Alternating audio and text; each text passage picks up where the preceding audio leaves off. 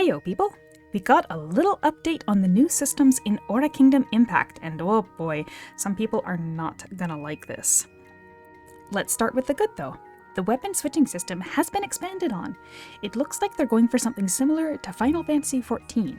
Specifically, they state the level and specialization of each weapon will be independent.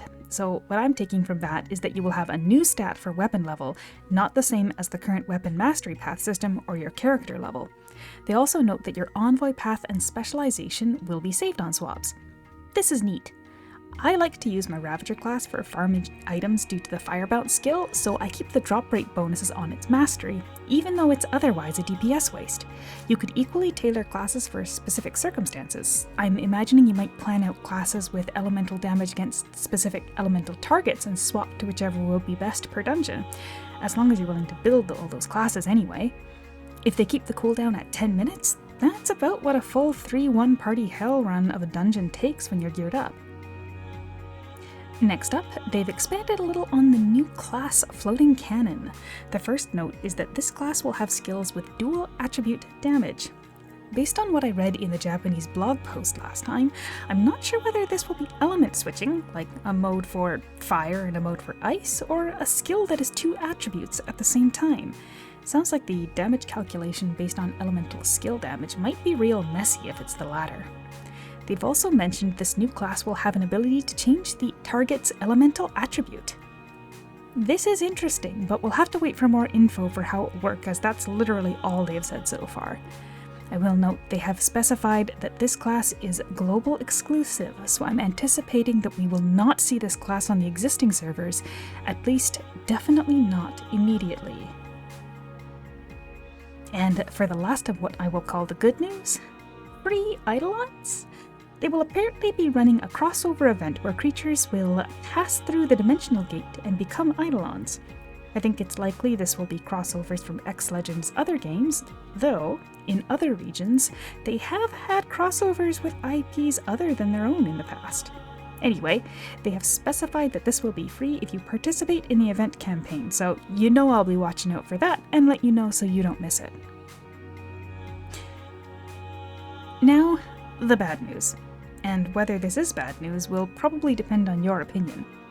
They have specified they'll be balancing the game by removing some equipment, skills, and weapon prefixes, then immediately gave the examples of damage immunity and nocturnal weapons. So, in my heart, I know this makes sense.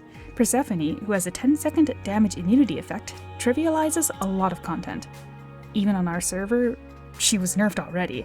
Back in the day, you could have 2 in your party and just never take any damage. Not to mention the no debuffs effect could be used to rush through a lot of content. Post-nerf, where you can only have her buff up 50% of the time, she is still broken as hell. But I have her and I use her, so I like her, and I don't like losing things. And as for nocturnal weapons, they make a valid point here. I'd say a solid 75% or more of the community uses a nocturnal sub-weapon, so yeah, when they say it limits the potential of other weapons, I agree.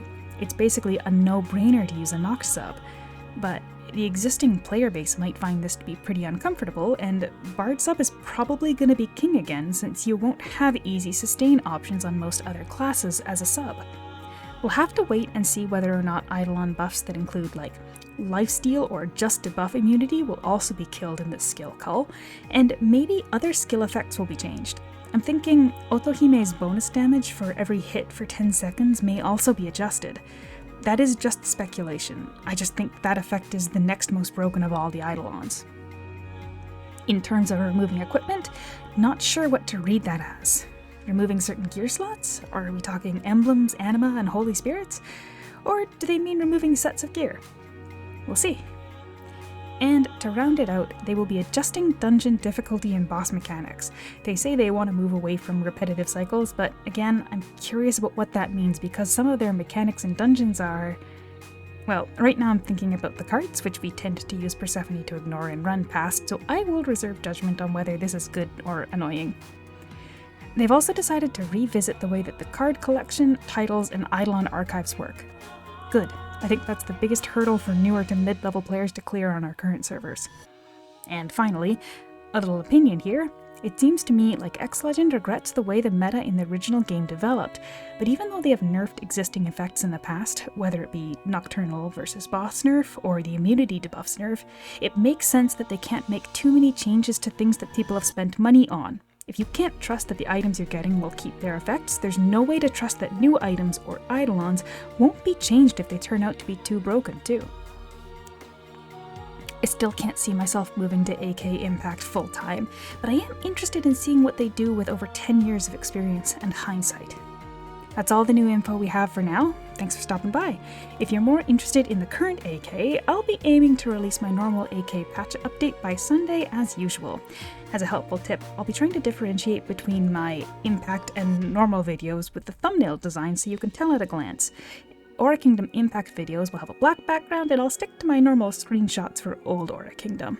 That being said, they have only released a couple pieces of art for AK Impact right now, so you may see me using some other assets going forward as I don't have much to work with. Anyway, thanks for watching and we'll catch you next time.